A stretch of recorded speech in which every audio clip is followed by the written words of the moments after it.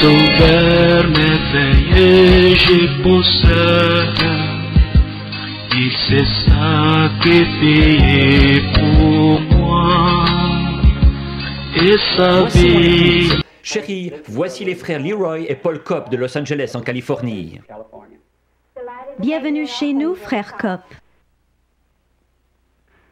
Frère Branham, le Seigneur a utilisé votre don dans les réunions au Calvary Temple à Los Angeles, discernant le cœur des hommes et leurs maladies.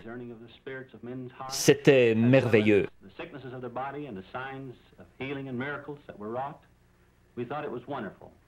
Nous voudrions en savoir plus à propos de votre don, frère Branham. Je suis né dans l'est du Kentucky, dans une cabane en rondin.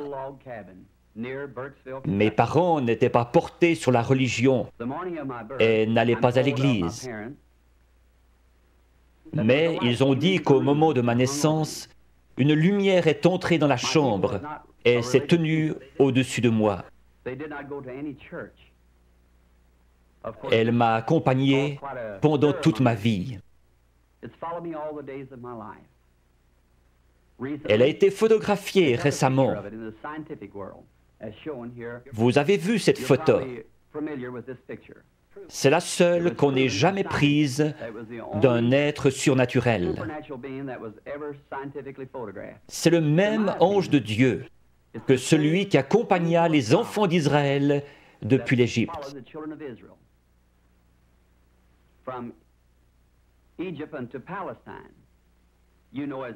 C'était l'ange de l'Alliance, notre Seigneur Jésus-Christ.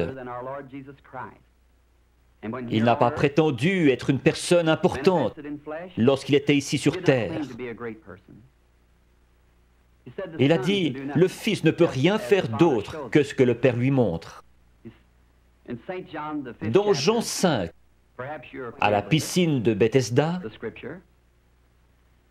Jésus a trouvé beaucoup d'estropiés, de gens aveugles et infirmes, attendant que l'eau s'agite. Il n'en a guéri qu'un seul, mais il savait où il était. Le Père le lui avait montré. Peut-être n'était-il pas estropié, il était couché sur un grabat.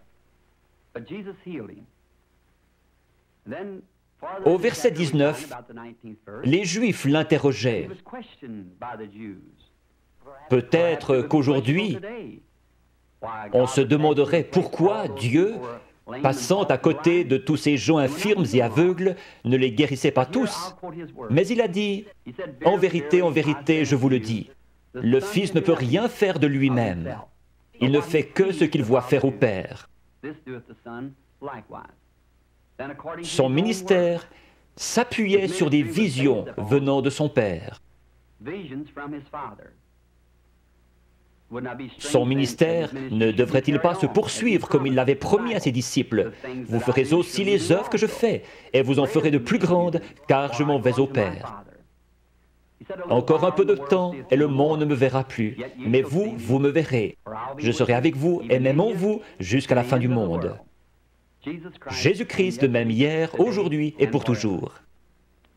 Je crois que c'est une confirmation, aujourd'hui, de la résurrection de Jésus-Christ, qui vit au milieu de son peuple et accomplit les mêmes signes et prodiges que lorsqu'il était sur terre. Lorsque j'avais 7 ans, nous sommes partis du Kentucky pour l'Indiana, tout près de mon domicile actuel. Nous allions chercher l'eau à un puits, situé un pâté de maisons plus loin. Un certain après-midi de septembre, alors que je passais près d'un gros peuplier planté à mi-chemin entre le puits et notre maison, j'ai remarqué un tourbillon dans l'arbre. Cela n'avait rien d'anormal à cet endroit en septembre. Comme il ne s'en allait pas, je me suis arrêté pour l'observer. Une voix en sortit disant « Ne fume et ne bois jamais, ne souille jamais ton corps d'aucune manière, car tu dois accomplir une œuvre quand tu seras grand. » Effrayé, je suis rentré en courant à la maison. J'ai raconté à ma mère qu'un homme m'avait parlé dans un arbre. Elle a pensé que j'étais excité et m'a mise au lit. Les visions ont commencé à ce moment-là. Quand cela vient sur moi, cela produit une vision. Je peux dire aux gens ce qui ne va pas avec eux, leur péché et ce qu'ils doivent faire. À 37 ans, une nuit, alors que je priais, j'ai remarqué une lumière sur le sol. Elle provenait de la colonne de feu située juste au-dessus. J'ai entendu quelqu'un marcher et un homme pesant environ 90 kilos a traversé la chambre et est venu dans cette lumière. Il était nu-pied, son teint était basané et ses cheveux noirs tombaient sur ses épaules. J'ai eu peur. Il m'a dit « Ne crains rien ». J'ai reconnu alors que c'était la même voix que celle qui m'avait toujours parlé. Mais c'était la première fois que je le voyais sous une forme humaine. Il a dit « Je suis envoyé de la présence de Dieu pour te dire que tu vas devoir prier pour les malades. De grands signes et prodiges accompagneront ton ministère et tu prieras pour des rois, etc. » J'ai dit « Je suis pauvre et sans instruction. Je ne serai pas capable de faire ce travail. » Il m'a dit que de même que Moïse reçut 2 signes pour confirmer son ministère, de même j'en recevrai 2. L'un serait les miracles en priant pour les malades et l'autre serait de connaître les secrets des cœurs. Je lui ai dit que j'avais prié à ce sujet, mais que les gens avaient dit que c'était du diable. Il m'a cité le passage des Écritures où Philippe s'adressait à Nathanaël. Puis Jésus lui dit qu'il se tenait sous l'arbre lorsque Philippe l'avait trouvé.